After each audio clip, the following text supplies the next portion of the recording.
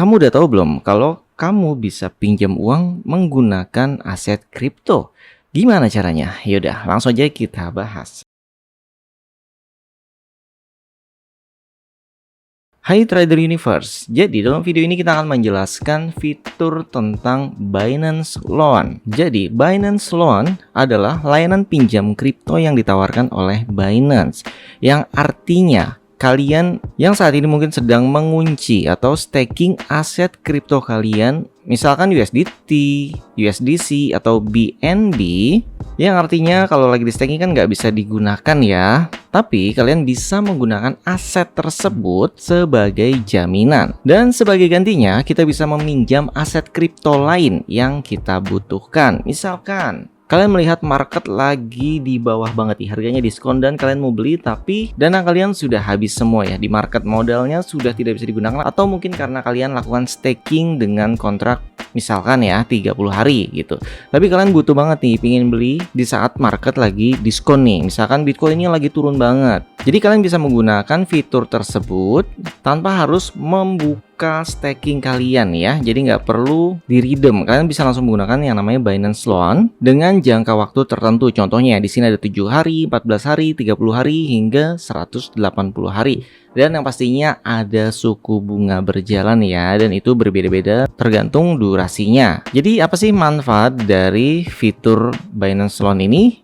Yang pertama, yang pasti lebih fleksibel, kemudian bunganya juga kompetitif, dan yang paling penting kita tetap memegang aset kriptonya. Tapi tetap ada risiko yang wajib kalian pahami. Jadi berikut ini hal penting yang harus kalian ketahui saat menggunakan Binance Loan. Karena ini seperti pedang bermata dua. Aset kalian menjadi jaminan atau collateral asset. Ini adalah aset kripto yang kalian gadaikan. Contohnya seperti Bitcoin, Ethereum, BNB, atau yang lainnya. Kemudian aset pinjaman atau loanable aset.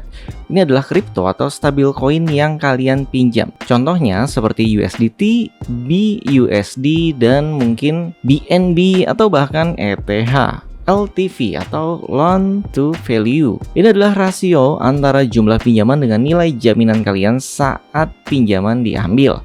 Semakin rendah LTV kalian, semakin aman posisi kalian. Suku bunga harian atau daily interest rate. Bunga yang dihitung setiap hari berdasarkan jumlah pinjaman kalian. Suku bunga juga bervariasi tergantung aset dan durasi pinjaman. Kemudian jangka waktu pinjaman. Durasi pinjaman yang kita pilih, contohnya yang tadi ya, dari 7 hari hingga 180 hari. Dan ini warning untuk kalian ya, resiko dan cara mengelola pinjaman. Untuk Binance Loan ini pasti ada resiko di saat kalian menggunakannya. Resiko utamanya yaitu sudah pasti likuidasi dari aset utama kalian. Jika aset jaminan kalian sudah jatuh tempo, Binance akan menjual untuk melunasi utang tersebut. Jadi aset yang kalian staking itu ya dipaksa jual jatuhnya ya, untuk menutupi tagihan yang kalian belum bayarkan.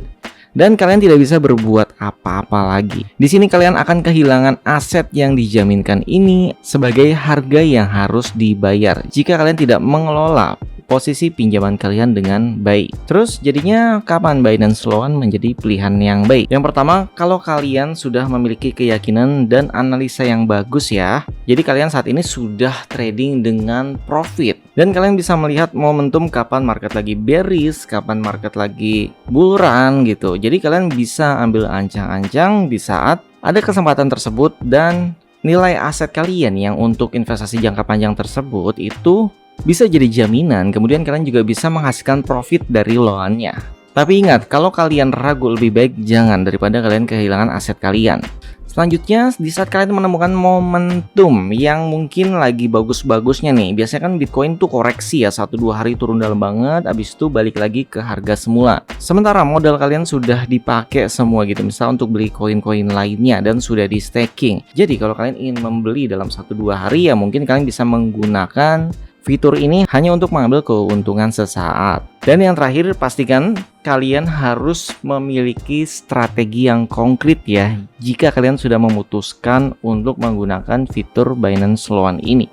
Karena resikonya ya pasti lebih tinggi ditambah dengan bunganya. Jadi kalian harus melakukan semua keputusan kalian dengan bijak. Jadi kesimpulannya, Binance Loan memang merupakan alat yang powerful bagi mereka yang sudah berpengalaman dalam mengelola aset kriptonya. Kemudian bisa melakukan jual beli dan mendapatkan likuiditas tanpa harus menjual aset kalian dulu. Namun kalian tetap harus memahami secara penuh ya tentang fitur ini. Kalian harus bijak dalam menggunakannya.